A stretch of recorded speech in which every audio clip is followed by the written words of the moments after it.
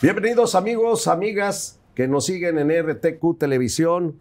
Vamos a dar inicio de una buena vez con el invitado de este día en el programa Gente. No necesito gran introducción porque en el transcurso de la plática nos irá diciendo parte de su vida, pero sobre todo lo más importante, su pasión, que es la aviación, donde se ha desempeñado por muchísimos años en unos puestos de dirección general de lo que es normar la aviación, no únicamente en México, sino en el mundo entero. Me da muchísimo gusto saludar a Roberto Cove González. Roberto, ¿cómo estás? Qué gusto saludarte. Gracias, Joaquín. Igualmente feliz de estar aquí contigo y en este programa. Muchas gracias.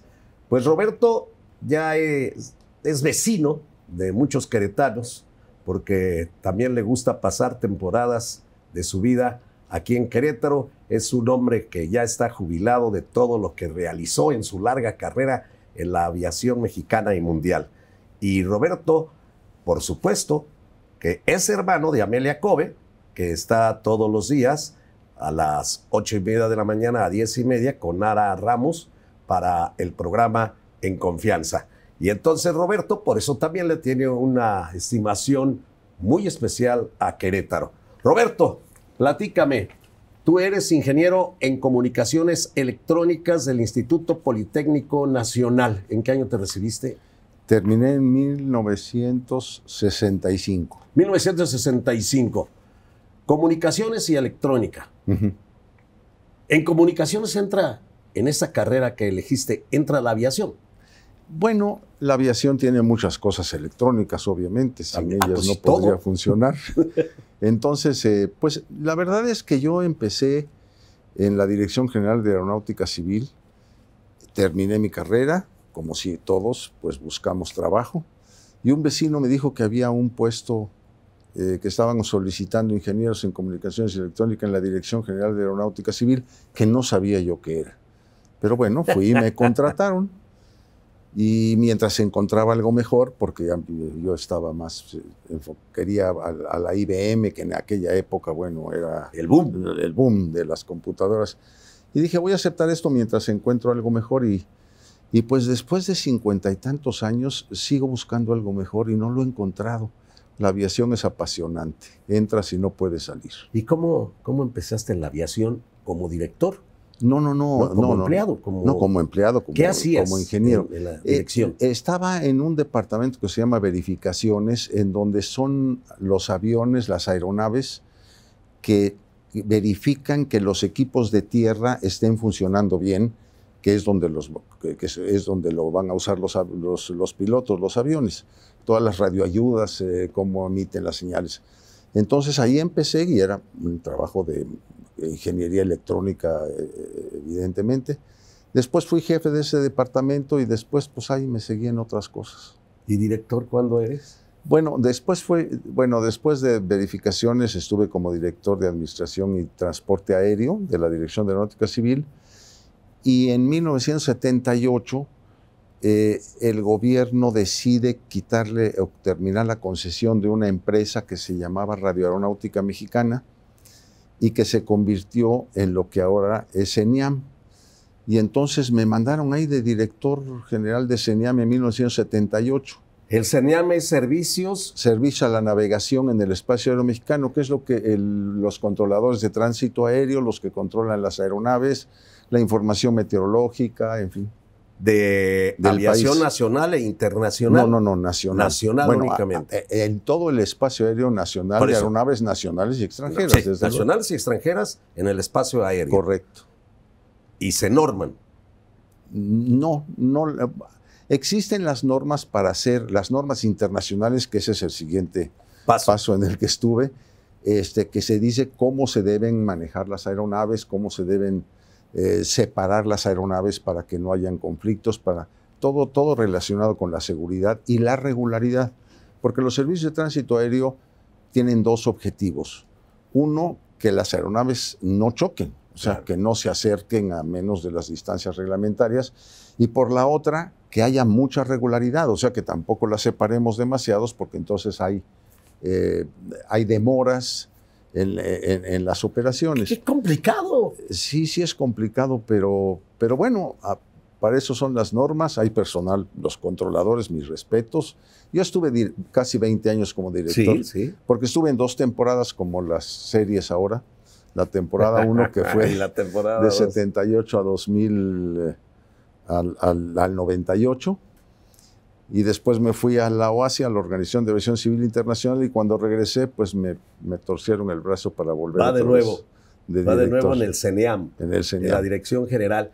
Oye, yo me acuerdo, tú me corriges, que Querétaro era un referente en aviación para ciertas rutas geográficas de la aviación para dirigirse al norte o al occidente. ¿Sí era una referencia a Querétaro? Querétaro, en todo el país, así como hay carreteras en tierra, hay carreteras en el aire. Ah, qué interesante. Y esas carreteras están precisamente trazadas por los equipos que hay en tierra. Actualmente ya se usan los satélites, ya no se usa nada más las estaciones de tierra. Y Querétaro está dentro de toda esa, de todo ese enjambre, digamos, que son todas las aerovías que se llaman. Es decir, que es cruce de carreteras, Querétaro, carreteras aeronáuticas. Bueno, no es cruce, pero hay que decir que Querétaro es un aeropuerto como aeropuerto, al menos en los años que yo estuve en mi segunda temporada, con mayor crecimiento en el país.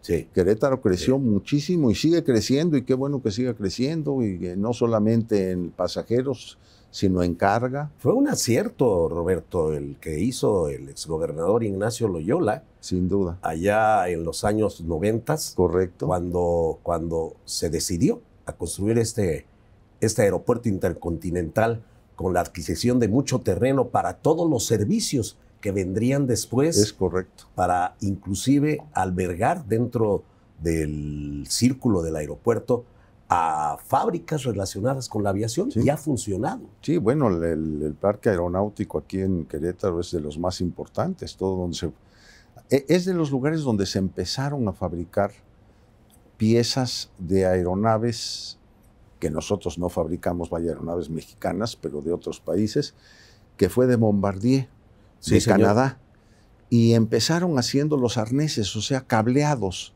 Ahorita ya están haciendo el avión completo.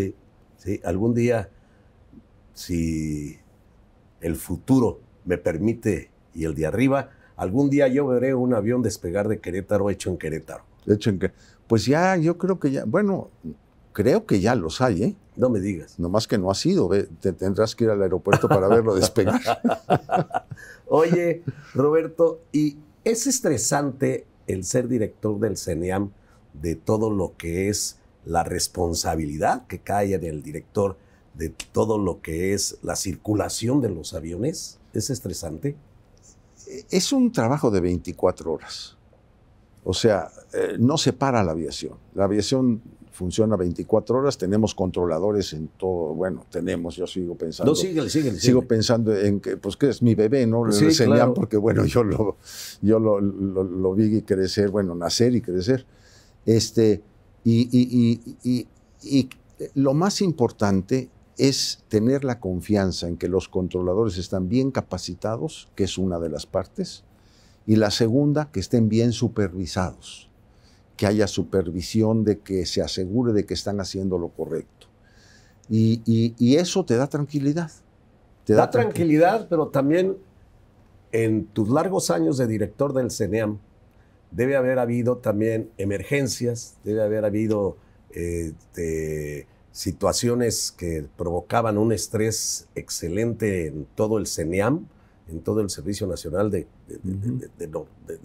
poder hacer el tráfico aéreo, y debe de ser realmente difícil afrontar situaciones que se presentan porque pues la aviación, aunque se dice que es más segura esa carretera aérea que la carretera terrestre, pues también ha habido lamentablemente muchísimas acciones que han costado vidas. Sí, afortunadamente no hay un solo accidente que sea atribuido a un error de controladores. Vaya, que hayan chocado 2 aeronaves por control de tránsito aéreo. Pero desde luego, cuando hay accidentes, tiene que participar CENEAM. todas las comunicaciones se graban. Entonces, las grabaciones de qué es lo que pasó, por ejemplo, me tocó al año de la creación de CENIAM un accidente que fue muy sonado en el aeropuerto de México, de un DC-10 de American Airlines, que estaba en una pista cerrada y le dijeron que debía aterrizar aquí, se equivocó el piloto y entró en la otra pista y se estrelló ahí, le pegó a un camión y después se estrelló en unos hangares. Y desde luego tenemos que participar, o CENIAM tiene que participar, es parte del grupo de investigación del accidente. Porque la parte de investigación de accidentes desde el punto de vista aeronáutico no es para encontrar responsables, es para ver cuáles fueron las causas y el reporte se manda a la OACI, a la Organización de Aviación Civil Internacional, para que se mande a todo el mundo y evitar que esto se repita. O sea, ese es el propósito de la investigación de accidentes en la aviación. Desde luego podrán haber responsabilidades después, pero no deben interferir en la investigación.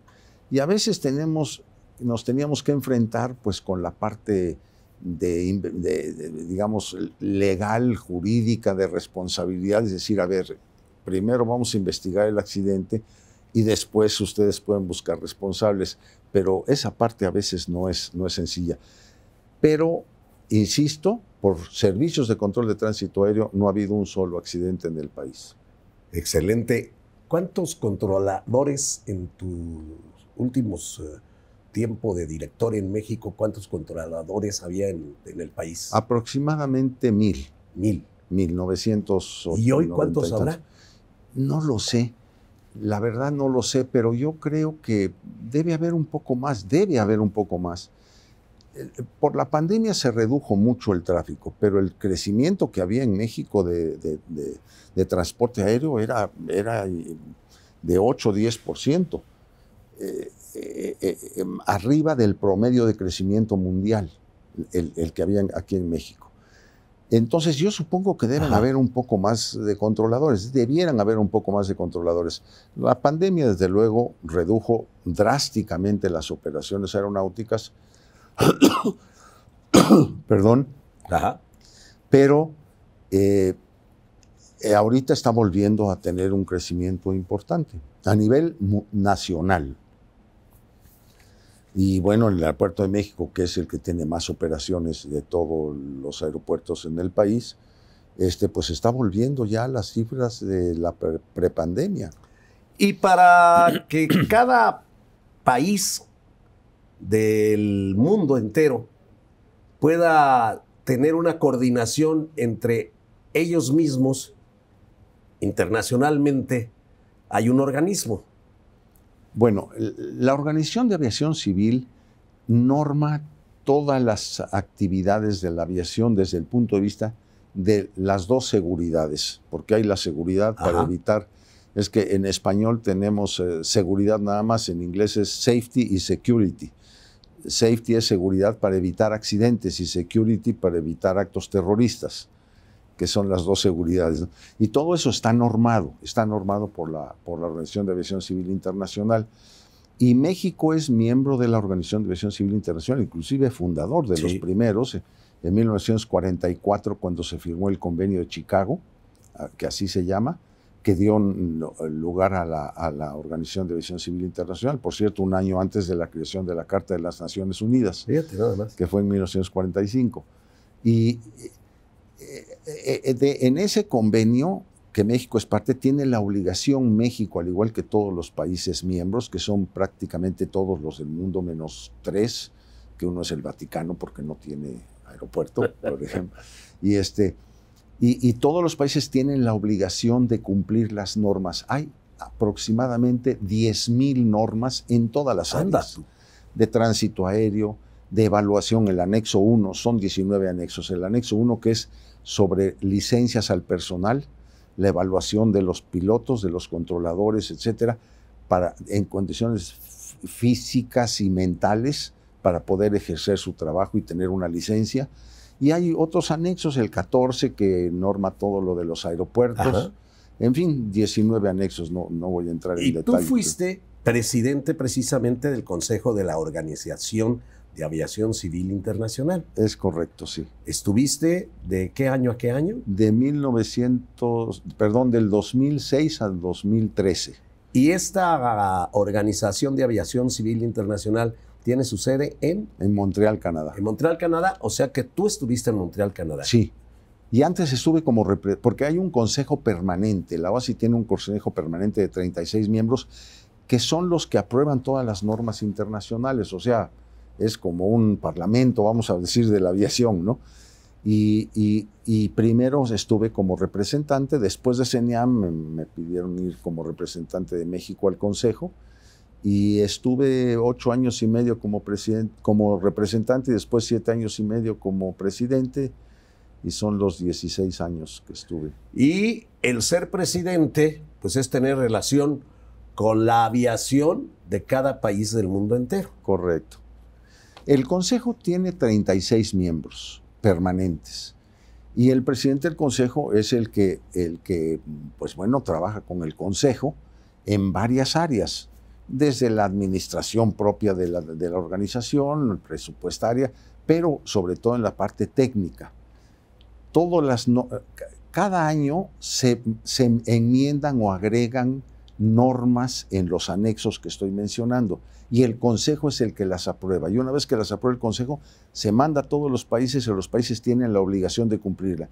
Si por alguna razón un país no puede cumplir una norma, entonces tiene que comunicárselo a la OACI, que ese país por alguna razón no puede cumplir esa norma, y la OACI le informa a todo el mundo que ese país no va a cumplir con esa norma.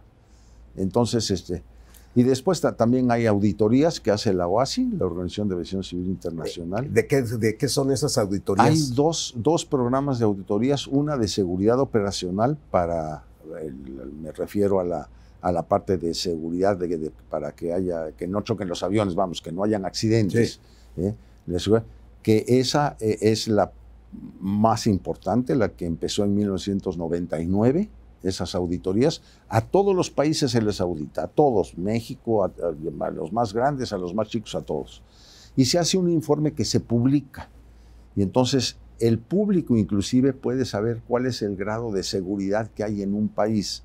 Ahora, lo que se audita es la capacidad que tiene la autoridad aeronáutica de supervisar a las líneas aéreas, aeropuertos, operadores, servicios de tránsito aéreo, navegación aérea, etcétera, etcétera.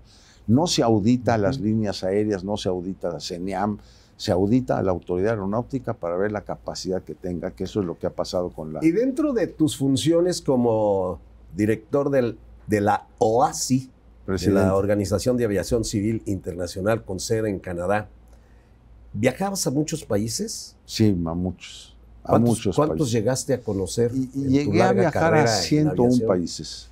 101 países. 101 países de 193 que son los miembros. ¿Y cuántos idiomas hablas, Roberto? No, yo nada más hablo el español y el inglés. ¿Y el inglés? Un poco de francés, porque allí se habla francés en Montreal, que es la provincia de Quebec.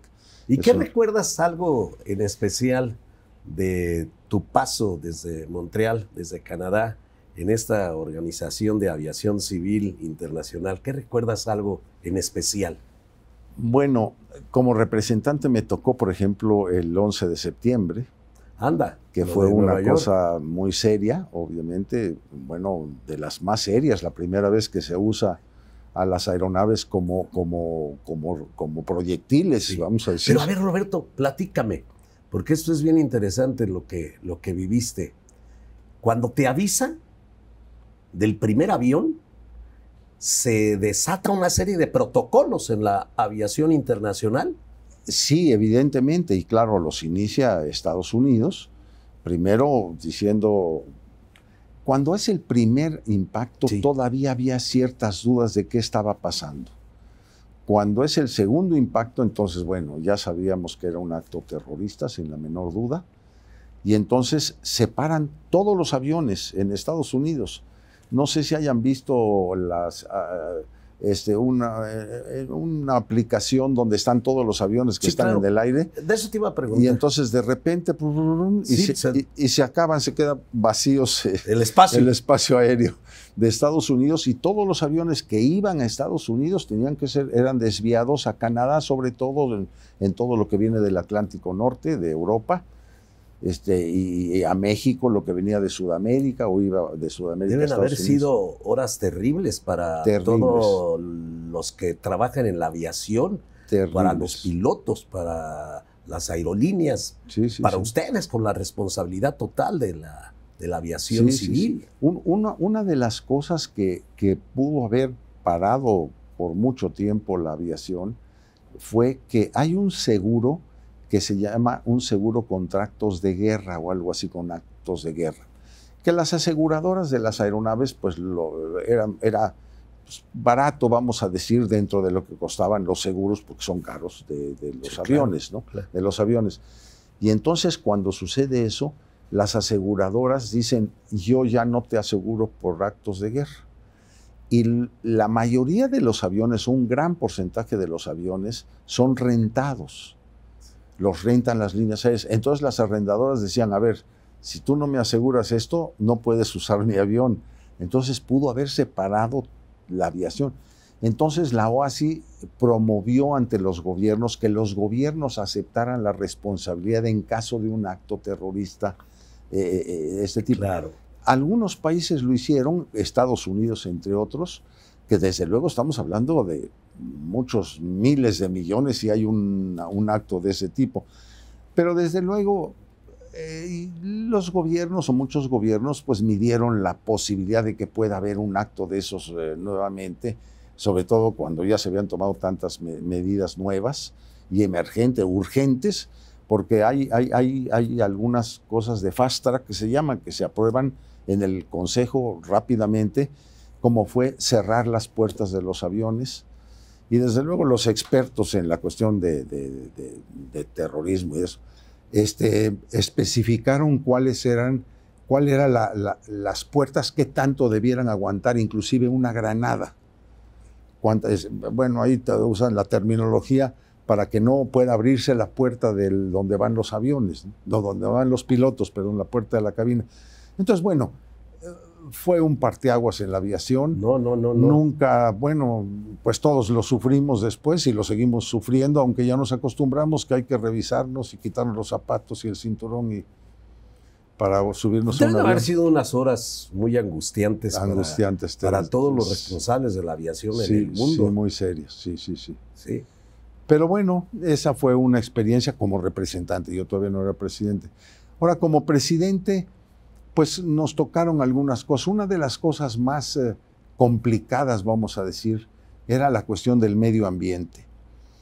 Como sabes y saben, hay un reclamo de la sociedad con respecto al cambio climático, cómo reducir las emisiones de dióxido de carbono.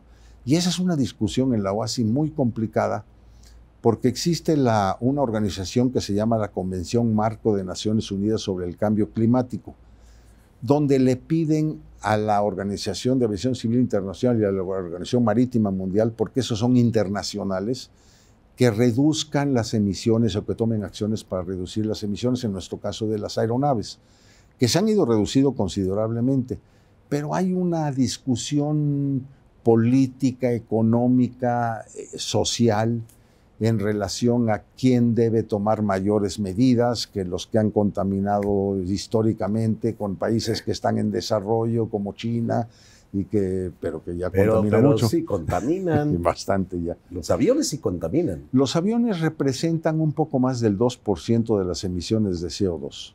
Pues no es tanto. No es tanto. Pero por el crecimiento que estaba teniendo, bueno, es que hay que colaborar en todo. Y la aviación ha reducido, bueno, la eficiencia de los motores, por ejemplo, en estos días, pues los motores son 70% más eficientes en consumo de combustible que hace 30 años. Estoy con Roberto Cove González, que él fue el director general de Servicios a la Navegación en el Espacio Aéreo Mexicano, el CENEAM, pero también tuvo una responsabilidad a nivel internacional. fue el presidente del Consejo de la Organización de Aviación Civil Internacional. Gracias por estar conmigo, gracias Roberto. Pero encantado. En un minuto continuamos y los invitamos a que dentro de 8 días, aquí en RTQ Televisión, vean la segunda parte de esta entrevista con Roberto Cove González. Gracias.